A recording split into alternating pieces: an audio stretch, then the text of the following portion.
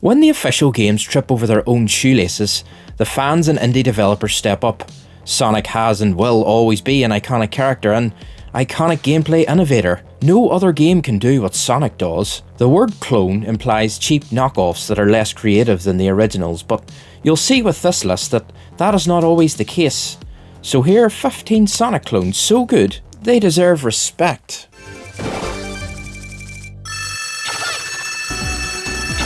Freedom Planet 2, 2022. Freedom Planet 2 took one look at the state of modern Sonic and decided they could do it themselves. The biggest problem with Sonic games has always been the conflict between going fast and fighting enemies. Enemies break your momentum, but just running past everything at max speed doesn't feel right either. Freedom Planet 2 attempts to fix this by having combat that flows with speed. You have a guard button that can parry incoming attacks, cancel animations, and deal with enemies while still maintaining flow. It also features 4 playable characters with distinct styles. You have Lilac for the classic Sonic speed, Carol, who rides a motorcycle like Shadow, Mila for the Tails-like technical players, and Nera Lee, who's like an ice wizard. The adventure mode is massive, featuring an actual world map and RPG-like elements, and the gameplay serves the story, which Sonic games tend to struggle with. It's the sequel to Sonic Mania we all wanted, and one of the best Sonic classic clones out there.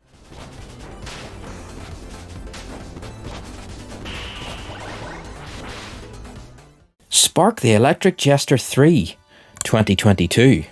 To understand why Spark the Electric Jester 3 is so successful, we first have to look at who made it. The developer, Lake Feppard, began their career creating legendary fan games like Sonic after the sequel. This is someone who spent over a decade reverse engineering what makes high-speed platforming work. While the first Spark game succeeded the 2D era, the third one took on the legacy of the 3D Sonic adventure games. The game is able to masterfully translate the momentum-based gameplay into 3D. Many official 3D titles suffer from automated moves, where the game essentially plays itself during loop-de-loops or dashes, but Spark 3 requires constant steering. The physics engine is finely tuned, allowing players to carry inertia up slopes and across walls with a level of precision that is hardly seen in the genre.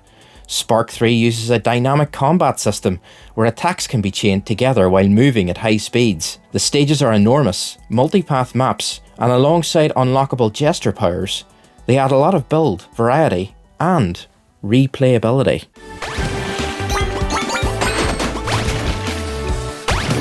Lunistice, 2023. While many games on this list attempt to outdo Sonic by adding more mechanics, Lunistice does the opposite.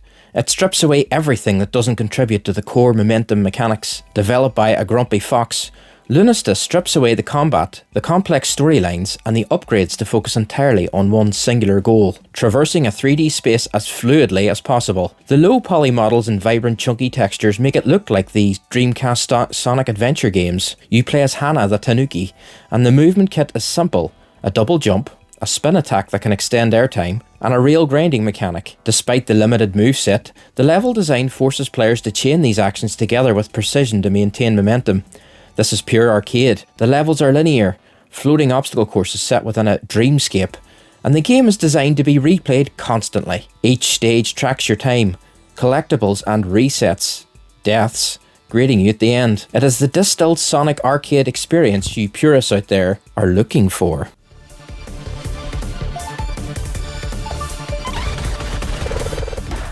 Advent Neon, 2025. Advent Neon fuses the high-speed platformer with the technical fighter genre. While traditional Sonic likes use enemies as obstacles to slow you down, Advent Neon recontextualizes them. You do not maintain speed despite the enemies, you maintain speed because of them. Developed by Cryo GX, the protagonist, Neon, possesses a moveset that's more akin to Super Smash Bros. With air dashes, melee attacks, etc. The core mechanic is built around resonance. As you land consecutive hits on enemies without taking damage, your resonance meter fills. Reaching 100% triggers a heightened state where your speed increases, your damage output scales up, and you gain the ability to freeze time to extend combos or navigate hazardous terrain. In a typical platformer, a room full of enemies means you gotta be careful and dispatch them, but in Neon, a room full of enemies means a recharge of your momentum. It leans into Y2K punk and vaporwave aesthetic, and by turning combat into a form of propulsion, Advent Neon solves the pacing issues faced by this genre.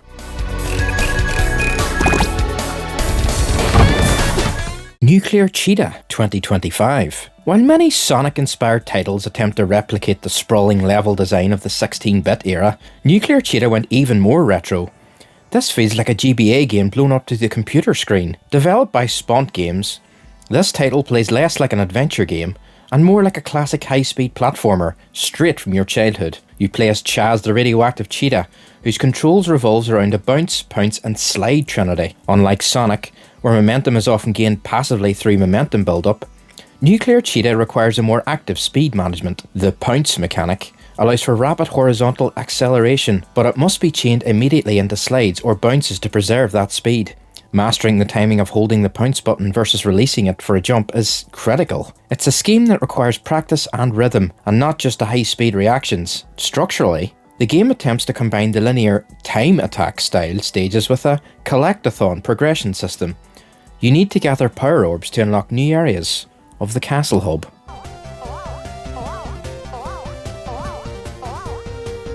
Panic Porcupine 2022. Most Sonic clones prefer the wide open spaces that allow for momentum build-up. Panic Porcupine, developed by Spicy Gyro Games, takes the opposite approach by confining the Porcupine into the claustrophobic, buzzsaw-filled rooms of a precision platformer, a la Super Meat Boy. It has the familiar spin, dash, loops and springs, but while in Sonic, speed is a reward for playing well, here, speed is necessary for survival. Speed is a requirement to clear gaps and get past obstacles, but it is also a liability that decreases your control and reaction time. There are no rings to protect you. One hit sends you back to the start. This completely shifts the gameplay from exploration to an insanely difficult obstacle course that requires your sheer focus and repetitive learning. It fills a very specific niche for players who enjoy the mechanics of Sonic, but prefer the if at first you don't succeed, die and die again structure of modern masocore indie games.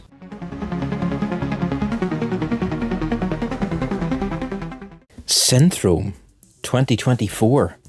Not all Sonic clones have to feature cute and radical anthropomorphic creatures. Developed by Snowflake Studio, this is a 3D momentum platformer that understands that the appeal of early 3D Sonic wasn't just the momentum, but the playground nature of the level design. You control a sentient vehicle, the Synth Ride, rather than a mascot character, and that completely changes the physics and handling. The game operates on a high-risk, high-reward momentum system where every jump trajectory needs to be visually calculated before you commit. Despite it looking like a type of racing game at first glance, the maps have far too many platforming segments, and the non-linear, open-ended nature of these sprawling maps says otherwise. The developer explicitly designed the levels to be broken. There is a strong emphasis on finding shortcuts and skips. If it's meant to capture the breaking the level design over your knee type catharsis that speedrunning has, the real fun comes from ignoring what the game wants and instead exploiting the physics engine to fly over entire sections of the map.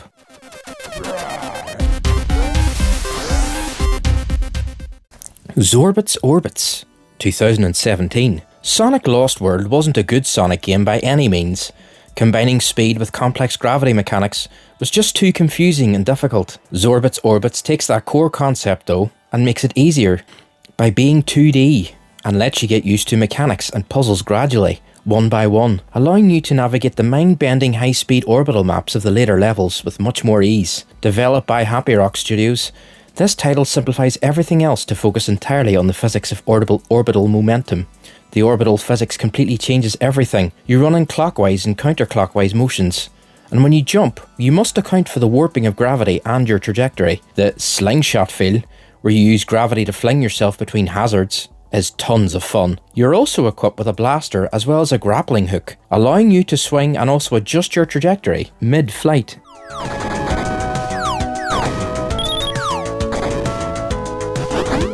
High Seas Havoc 1994.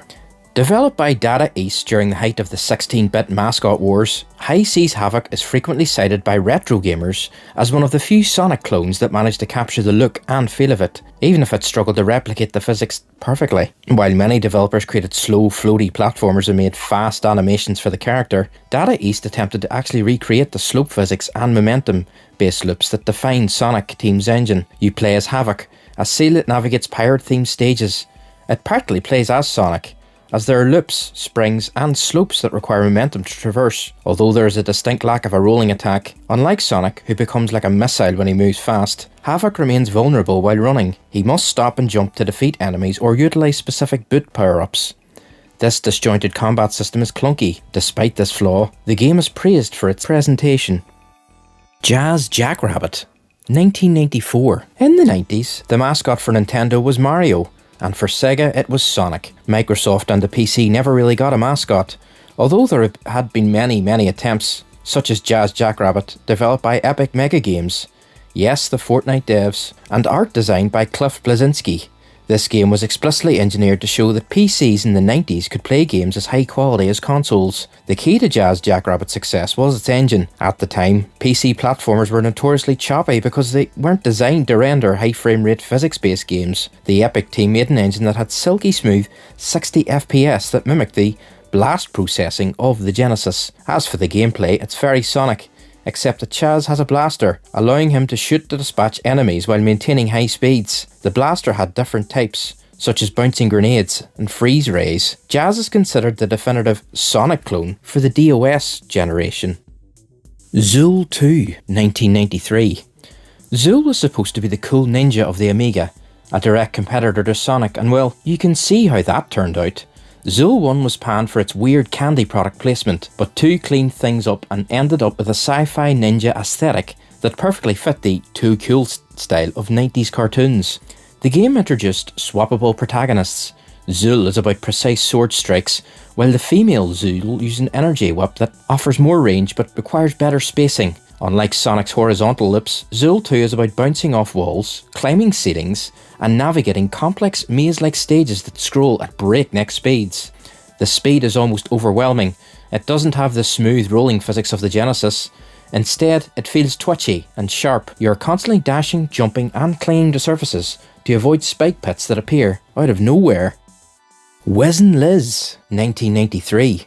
Wiz and Liz, developed by Raising Hell Software, who would later make Geometry Wars, took the concept of speed and momentum and ran with it. No pun intended. Unlike Sonic, where you race to the end, Wiz and Liz is a collection racer, where you play as a wizard or a witch who must rescue wabbits scattered across a level to add seconds to a constantly depleting countdown timer. Once the wabbits are collected, you must get to the exit. The characters accelerate almost instantly to top speed, requiring twitch reflexes to navigate the short wraparound stages. During levels, you collect fruit and floating letters, and between stages, you toss them into a cauldron to mix spells. Some combination trigger bonus minigames, others turn enemies into flowers, and some are joke spells that change the colour palette or display a funny message. It's a very funky game that mixes together a lot of things and experiments with what momentum gameplay can do, and it's very cute and fun.